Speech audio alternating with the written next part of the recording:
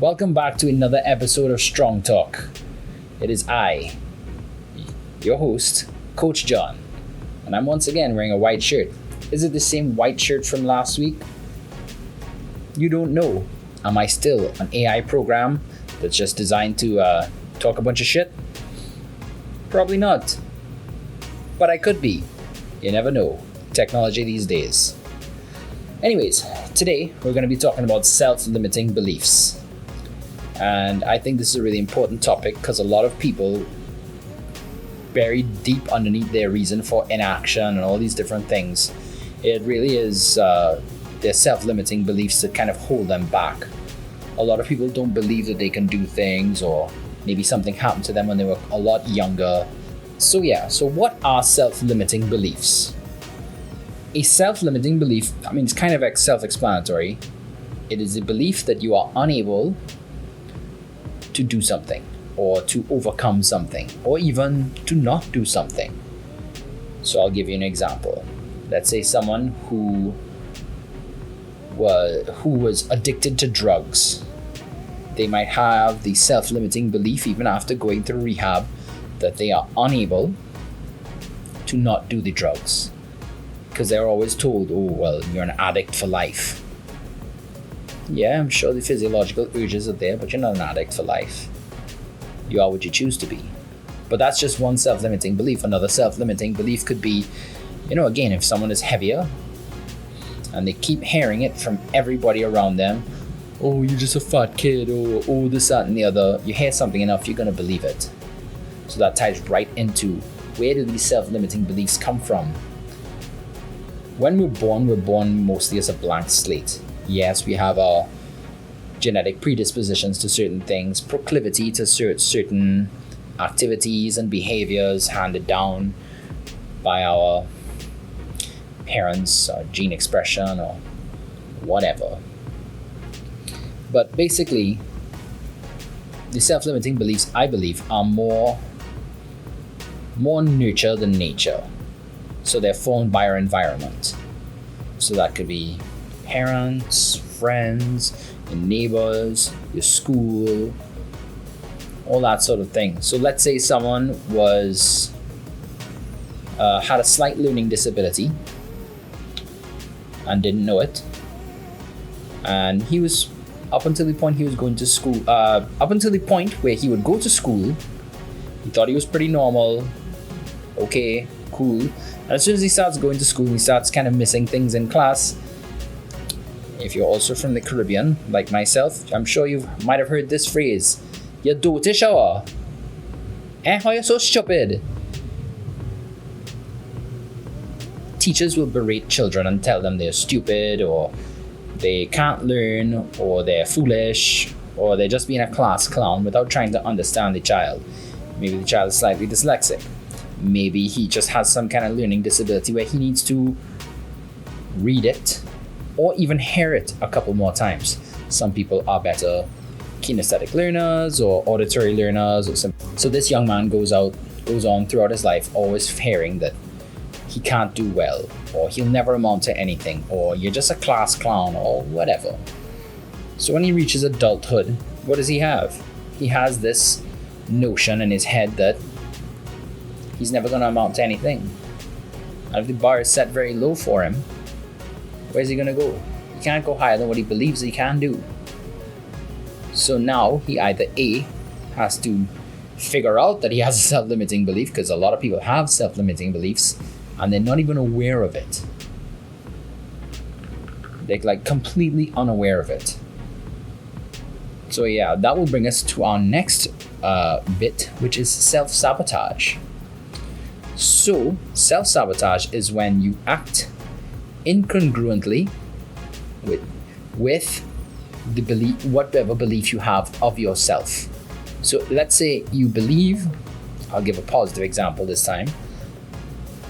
Let's say you believe that you are a very honest person and you tell a lie, your conscience will eat at you until you either A, make it right, or tell the person the truth. Or, you become a piece of shit and you're just buried under more dishonesty and you change from being an honest person into a lying scumbag. Don't fucking do that. So self-sabotage is the byproduct of self-limiting beliefs. So let's say that same gentleman I was talking about earlier, his self-limiting belief is here, and he starts rising above. He starts making more money, he starts getting fit, he starts, having a better quality of life, he moves into a bigger apartment, and then he just hits a wall and he's like, shit, you know what I should do? I should curse my boss out and crash my car randomly. I mean, it's a very extreme example of self-sabotage, but something that might be more applicable is, again, a little bit in the fitness space. Someone who's been losing a lot of weight, and let's say they lost it very quickly, they'll still kind of think of themselves as, I am this fat kid, or I am this fat guy. And what do? They binge. What do they do after? They feel bad about binging. So, someone who is used to self-soothing with food, what do they do after that? They eat some more. And when they were here, and they're right back down to where they think they should be. So self-limiting beliefs are really very important to tackle. And it's also even more important than tackling them is realizing that they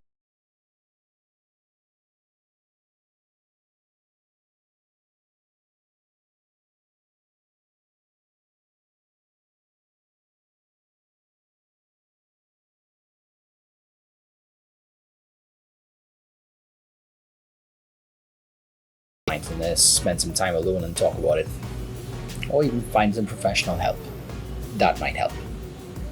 Again, that's up to you. If you can't face it on your own, there's no shame in asking for help. So, you might think, oh gosh, well, how do I deal with these self-limiting beliefs? If you don't need the professional help, if it's not a really serious issue, the root of self-limiting belief is identity. How do you identify? So again, I'll bring it back to this young guy who might think, okay, well, I'll never amount to anything, that sort of thing, I'm a loser, because people have just told me my entire life I'm a loser. What does he need to do? He needs to change his identity. And how do you help change your identity? You have to change your environment. So everybody that tells you you're a loser or you'll never amount to anything, please cut them out. These people you don't owe them anything. All they do is drag you down. People, when they see you start going forward and getting higher in life and reaching a higher station, they will try to drag you back down to where they know. Even friends do this. Friends. I'm sure you've heard the old adage that friends can take you, but they don't bring you back. But yeah, a lot of people will only like the idea of you here. And when you start to go past that station, then they try to drag you back down. And they might not be aware that they're doing that because they don't like the idea of you performing outside of what they know. So yeah, you have to change your identity. You change your environment. You start forming a new identity for yourself.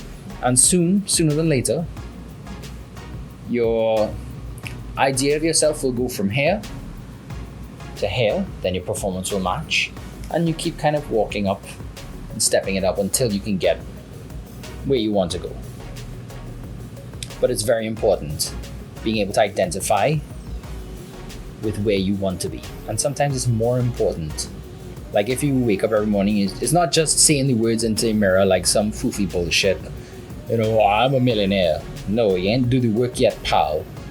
But you can say something that would work better is, I will be a millionaire. Not one day, that sounds very whimsical, or I wish I was. Wish is a stupid word.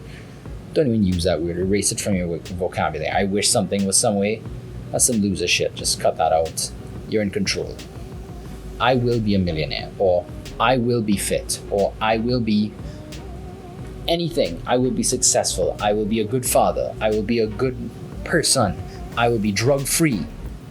All of these things help form your identity. And again, it's not this kind of foofy, nebulous crap that everybody thinks it is. Journaling and all these things, these are just ways to organize your thoughts to make sure that your identity is congruent with your actions. So your actions, rather, are congruent with your identity. How to start the change and break the cycle. actually just spoke about that. Change your environment, change your actions little by little. So if you've been, again, big your entire life, or I'll give a better example, because that happens as well. As much as people like to shame larger people for their size, I'm sure everybody knows somebody that's been called a bag of wire, or skinny man, or scarecrow, or matchstick, or some bullshit like that. A skinny guy he has no size. I mean, he might weigh 100 pounds soaking wet, his clothes wet included, and he just goes through life with people just always calling him fucking skinny. That don't feel good either. That feels just as bad as someone calling you a fat ass. That's fucked up. Don't body shame people. But yeah. So this guy needs to start believing that he can do more. And by starting, creating action, getting motivated, and then creating a new identity for himself as not this skinny man, not the bag of wire, not the MAGA man. Starts going to the gym, lifting weights, eating more food, prioritizes sleep, that sort of thing. He starts becoming something more than what he thought he was. So by that, even it works both ways. So if you believe that you are one way, you'll rise to meet it. And it works the other way too. If you take the action and come up here, eventually you will start believing it as well. As long as you don't self-sabotage, which is, again, a lot to do with your identity. You really have to just fight the impulsive urges. And it might sound very, I guess, kind of like, well, oh, is that the only way I can do it? Yeah. Fight the fucking urges. Don't put yourself in the position to give in to the urges. And surround yourself with good people who will help keep you on track. So that brings us to the next point. Coming back to the change in the environment. If you have people that only want to see you succeed, but on their terms of success, these people are not your friends. These people are not your support system. These people are not for you. You have to break free from these people. It might suck. You might have known these people for 20 plus years. You might have known these people his entire life. Hell, it might even be your parents. But if these people only know you and only love you in the way that they know how, and only once you fit into this mold that they have for you, but you want more, you're going to need to either draw some distance. If they can't respect that, can't respect where you're going, you may need to even cut them off completely. That's just the way it is. If someone cannot respect you and respect your goals, then they don't belong in your life. Plain talk, bad manners. Get the fuck out. So the next thing about this too is that this is not going to be elevating yourself, getting through self-sabotage, getting over self-limiting beliefs is not a walk in the park. It's not a one and done. It's not a fire and forget. It's not once you get there, it's over. It's a lifelong endeavor. The more you want is the more you get is the more you will want. That's just part of the human condition. But what's important is to keep going ahead, keep forging forward, and knowing that each time you fail, every single time you fail, it's not final. You can always come back and do it again. I mean, unless you're dead, in which case, hard luck. You're dead. But anywho, we're taught actually, and I just want to put this in here, we're taught by the academic system that failure is bad. And what I've actually learned from going to the gym is that failure is actually quite good. You go to the gym to push yourself to see how far you can go so that you can then increase that limit. So they're kind of opposed there. In academics, you get something wrong, oh, why are you so stupid, la la la la la. The whole song and dance about why you're an idiot and you couldn't remember this correctly, why did you fail this test? Anyways. But yeah, the failure is not final. And you have to kind of look at failure as more like a stepping stone. I failed here. Cool. This is my limit. How can I improve? What self-limiting belief do I have to get over to take it from here to here? And then you're going to fail again. And you can't look at it like, oh shit, I'm failing. You have to look at it as I'm learning. There's a learning experience, and difficulty is actually an experience to grow, an opportunity to grow. Every experience you have is all just building up towards your final goal. You have to just look at it like that. And on that journey, you need to be kind to yourself. And I'm saying this almost more for myself than anybody else. I am fucking brutal when it comes to myself. Last time I failed the deadlift, you should have heard the internal monologue. You weak little bitch. Just pick up the fucking weight. Why'd you quit? La la la la la. Why'd you stop? The reason being is, I guess I had to kind of talk myself out of it as well, is that I have 2 herniated discs in my lumbar spine, or had, and I need to be very, very careful. I don't like, rolling around in bed in pain.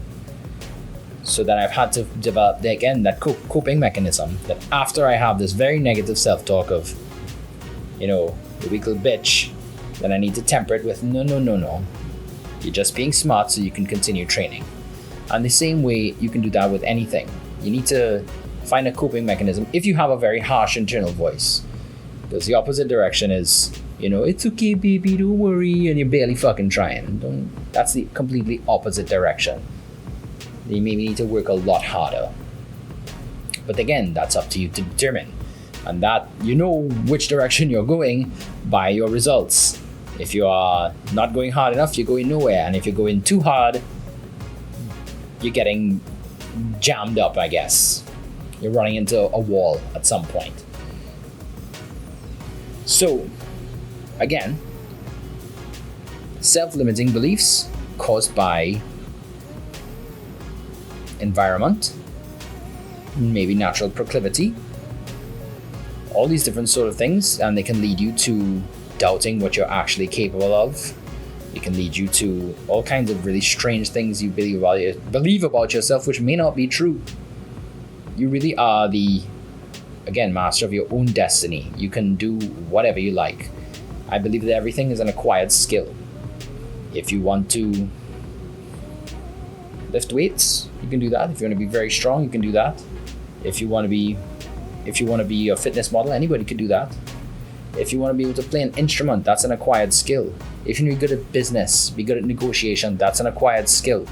If you want to be good at art is an acquired skill. Maybe some people have that natural inclination, but everything is an acquired skill. It is how hard you're willing to work towards it, and how hard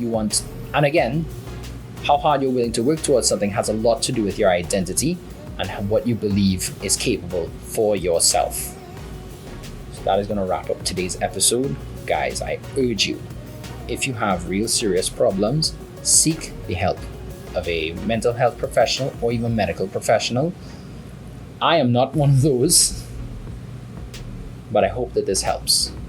If you like the episode, comment, let me know if you have any self-limiting beliefs like I have or did, and share it with somebody you think might get some value from it. And as usual, guys, get strong, stay strong, be ready for anything.